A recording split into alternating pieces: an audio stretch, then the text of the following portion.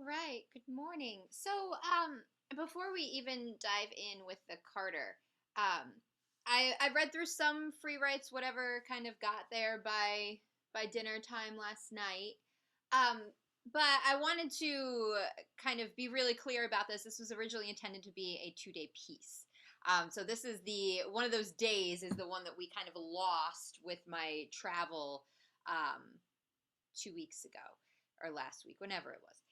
So because of that, we are going to like barely scratch the surface with this piece. It's a really dense, complex composition, and we are in no way going to get to the heart of it. So what I would like us to do then is we're really just going to focus mostly on the ideas of pulse and time for today. And we've been talking a lot about temporality for the past week or so. With Penderecki, we talked about the kind of temporal blocks in the notation, the unmetered score. And even in the Chernobyl stuff, we talked about the perception of depth and time in that soundtrack. So today we are going to continue that discussion, but in a obviously slightly different format because we are now back to a traditional looking score. So one thing I want to talk about, and so some of you, if you are in Skills 4 currently, we did an Elliott Carter piece way back in the beginning of the semester, so you're familiar with the idea and the practice of metric modulation. But I do want us all to just take a look at measure 35. That's the first instance of an explicit metric modulation in this piece. So this sonata, composed in 1948, it was Carter's first work that explicitly used notated metric modulations. And this concept is kind of what he's known for in the theory world, at least. Some people refer to them as tempo modulations, but tempo or metric modulations. So this sonata, it's a 4-movement work. This was actually the movement composed last out of the 4. But every movement, I believe, I know at least the first 3, utilize metric modulation to some degree. So if you are unfamiliar with this, because I know not all of you are in Skills 4 right now, what you have here is something that looks like math, right? It's in essence an equation over the bar line. And it's telling you that we are going to equate one system or one rhythmic value from left of the bar line to one that is to the right of the bar line. So in this case, we're in 5/4 here. And this notation is telling us that this duration of 5 quarter notes, so in essence the length of one measure here, is now going to be the same as these quarter note quintuplets. So when you're listening to this metric modulation is actually pretty much impossible to hear because these measures sound alike. But we have changed meters, so it's the relationship to the cello that actually, that's where the modulation really takes root, is in the piano's relationship to the cello line, not so much the piano itself. And we see a couple other of those modulations. We have another one here that in essence does the same thing backwards. And then we get, I think, another one a little bit later on. So I did want to just make a note of that for those of you who did not do canaries a couple of months ago in RL Skills 4. All right, so I would like to listen to this once, just as a group here. And then the game plan for today is I'm going to send you in breakout rooms, not for super long. There's only 2 prompts that I gave you. And we're really, again, just going to be focusing on the idea of pulse and time. And perception of time, and how this piece specifically kind of manipulates those. And then we'll come back in the big group. I will talk to you a little bit about some pitch-related things. And then we're going to spend probably the last 10 minutes talking about something semi-related that has to do with proportionality, but has nothing to do with this piece specifically. So, with that, then, you can grab your score, or you can just trust that I'll turn the pages at the right time. And let's give this one go round before I send you off into rooms.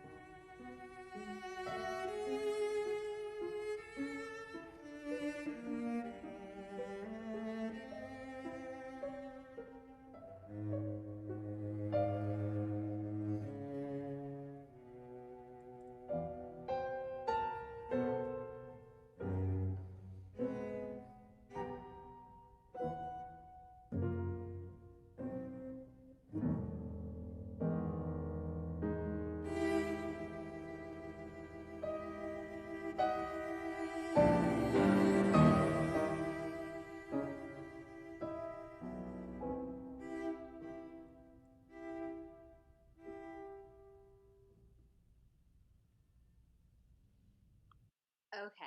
I apologize for this score is pretty marked up. I got this from Professor Powell, and I think he might have accompanied someone on this. Either that or someone took the score from the library and just wrote all over it. And there's a section where you're just missing notes.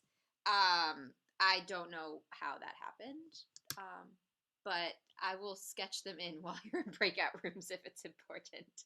Okay, so let me put the breakout room doc in the chat. And like I said, not going to be super long in there. There are only 2 prompts, and I want you to just focus on this idea of pulse and time and how Carter utilizes it in this piece and how he gives us a sense of pulse and also obscures that same sense of pulse. So, with that then, I will let you choose your rooms. Room 1's a quiet room. I'll come get you in like 10 or 15. Go ahead.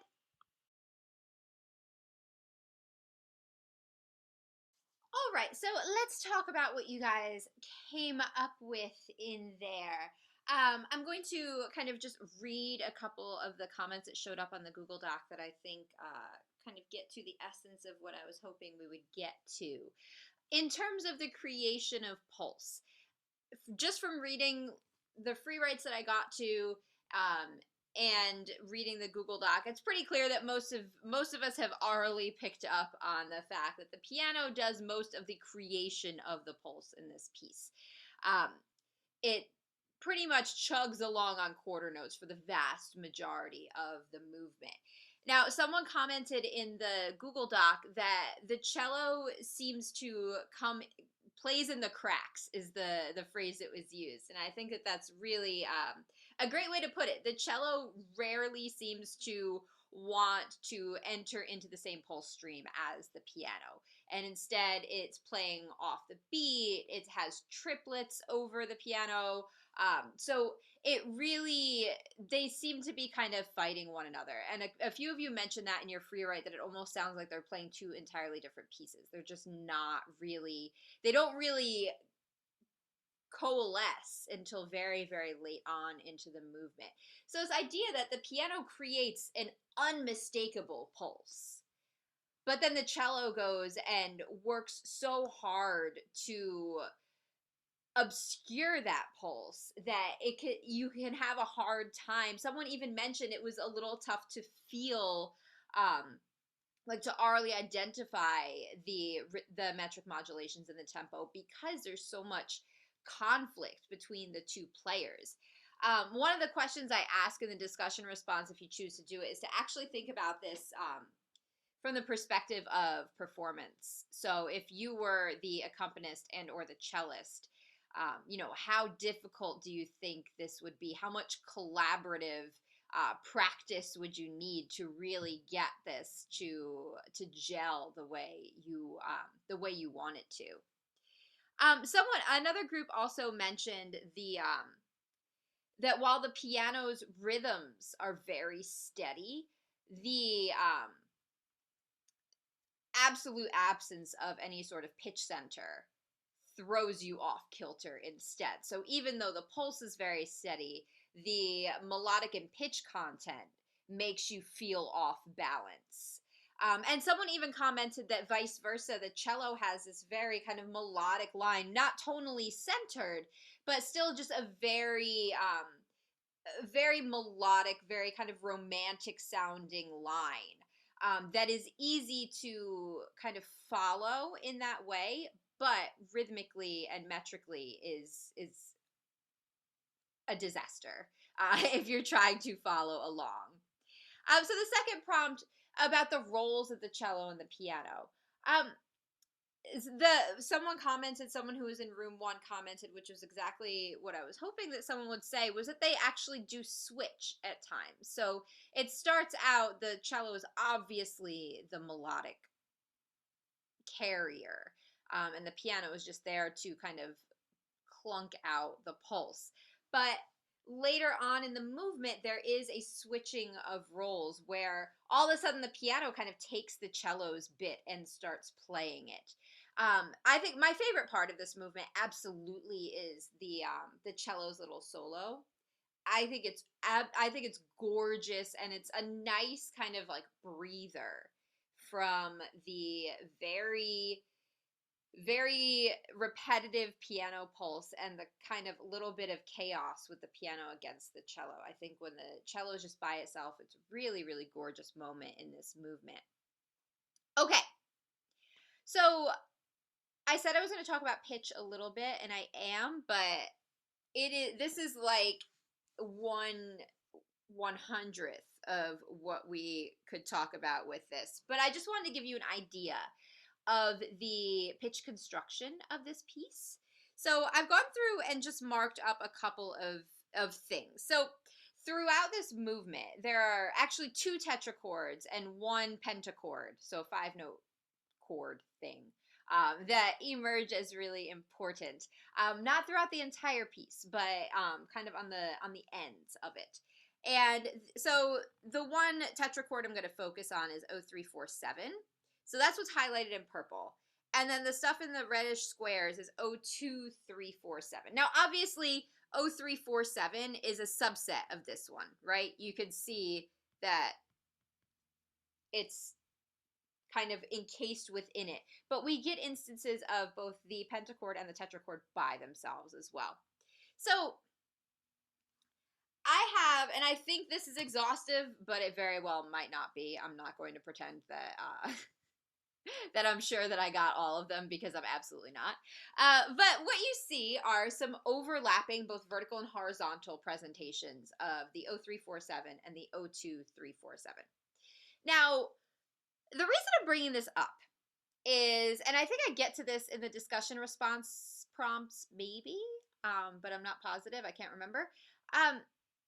So for me, when I'm listening to this piece, as I'm listening for the first time, I 110% cannot hear this.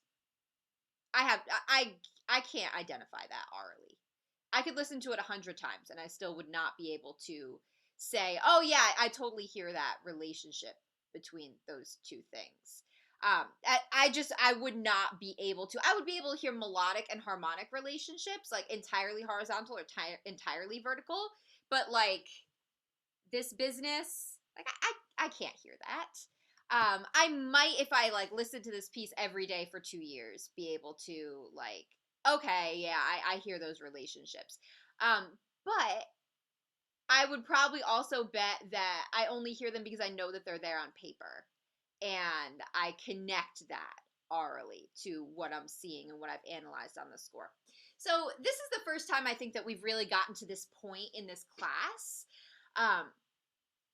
But one of the big contentious issues with set theory is that a lot of people argue that it is, when you get to this level of set theory where it's pentachords and tetrachords and some are stacked and some are horizontal and they're overlapping, a lot of people argue that it's not aurally discernible. So why are we even talking about it? Because music is a sonic art form. And if we can't hear these relationships, then why are they even important to us? And it's a big discussion that we've been having kind of within the field for years. And I joke about this a lot. There are very few things that get a group of music theorists real like big mad, and it's usually confined to fixed or movable do, if we should teach Schenker. And this is actually what it's like this is like a tertiary topic. Fixed and movable do, I've actually seen. I almost saw a fight break out at a conference once over that. I'm dead serious. It was the funniest thing I've ever seen in my life. But this idea of analysis that is so cerebral that it's almost just for the analyst, or maybe even just for the composer, but is not something that can reach 99% of listeners. There's a lot of talk around if that is even worth the effort, you know? Why are we spending all of this time doing this if we can't hear it in the first place? Now, for someone like me who loves dissecting music and finding all kinds of intricate, weird connections, I just think it's fun. And obviously, like, I do this for a living, so I enjoy it. But I definitely, as a consumer of music, I think that that's a real topic that we should be talking about as instructors of the in this field too. Um, you know, there I think there's just a like a boiling point where it gets where you just like you can't hear some of these connections anymore.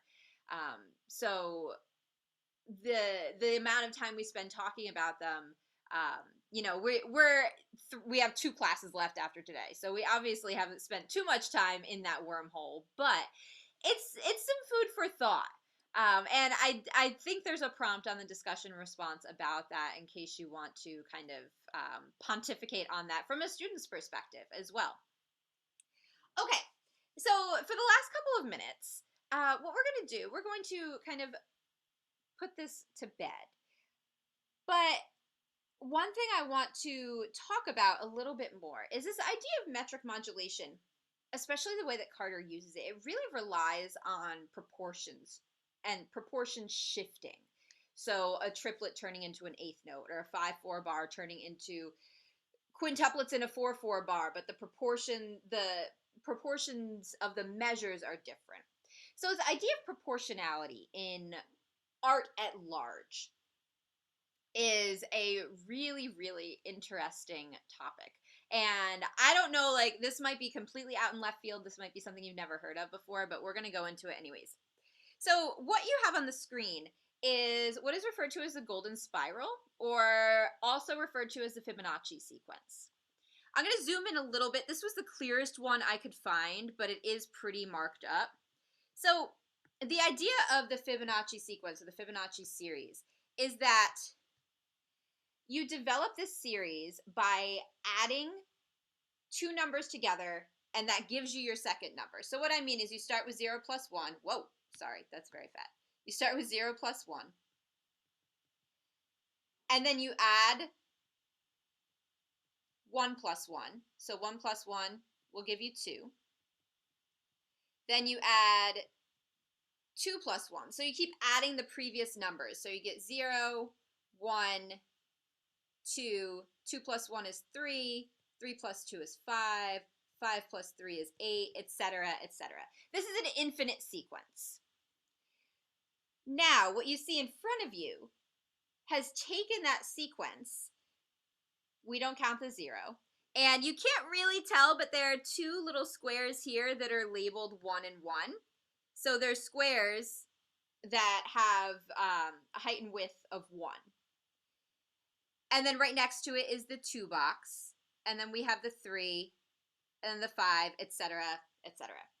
Now, if you follow this spiral, that just sort of goes around the squares and rectangles. And it creates what is called it's called the golden spiral, or sometimes the Fibonacci spiral. The point of it is that every single one of these rectangles, so this one here, and then when you add the 3, this one here, etc., they all have the same exact length to width ratio. And that specific ratio it's a logarithmic entity that is used. I'm not a math person, so but it's called the golden mean, or the golden ratio, and it's 1.6183, etc., etc. But so that's the ratio of the length and the width of those rectangles. Now, why is that important? We see that ratio present itself in all types of art forms. So you can find any kind of you can find, if you go look at a Michelangelo painting, if you find the golden ratio in the painting, a lot of times you're going to find something cool there. Architecture exploits the golden ratio all the time. Nature, you see this spiral in nature in all kinds of cool ways. Snails' shells exhibit the Fibonacci spiral. You see it in all kinds of really cool ways. This is a complete non sequitur, but I watch a lot of murder shows in my spare time. There's actually a Criminal Minds episode, and Jason Alexander plays the serial killer. If you don't know who he is, he was in Seinfeld. And his whole like shtick is the Fibonacci series. It's really bizarre. But anyway, so you see it in nature and you see it in music and art all the time. Music for strings, percussion, and celesta has a kind of golden mean thing. But the big composer um, that we talk about golden ratio with is actually Bach. So proportionality in Bach is a hugely interesting topic. And the thing that's interesting about it is this golden ratio stuff was just an aesthetic in the kind of like Baroque and big C classical era. It wasn't something people really thought about per se. It was like how humans, we subconsciously find people more attractive when they have a symmetrical face or when they have a more symmetrical face. It's like a subconscious evolutionary thing. The golden ratio is the same way. So this idea of aesthetic beauty being presented with that ratio, it came out in art and architecture and music kind of subconsciously. But in the 20th century, when people started actually researching this and talking about it, then composers started actually like pointedly making things happen at the golden mean of their compositions. So it wasn't something that just sort of happened. It was composers really consciously saying, I am at the golden ratio of my composition. I'm going to do this cool thing now. So there's a really interesting kind of trajectory of that ratio. But the idea is that it relies entirely on proportions. Now, like I said, there's the Bartok piece, the music for strings, percussion, and celesta that does use the golden mean in some kind of interesting ways in terms of additive rhythm. And I'm going to share with you guys it's not a piece per se, but it's an exploration of the golden ratio as additive rhythm, using what I'm not sure if anyone will be familiar with it, but there's this thing that's called Konnakol.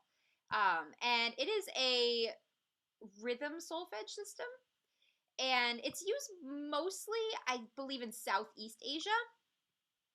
It's similar to takadimi, if you're familiar with takadimi. It's a similar thing, but with Konnakol, there are rhythm syllables and also hand gestures. And when I found this over the summer, I was like spending an hour or so a day just kind of learning about it and practicing it. It's super, super fun.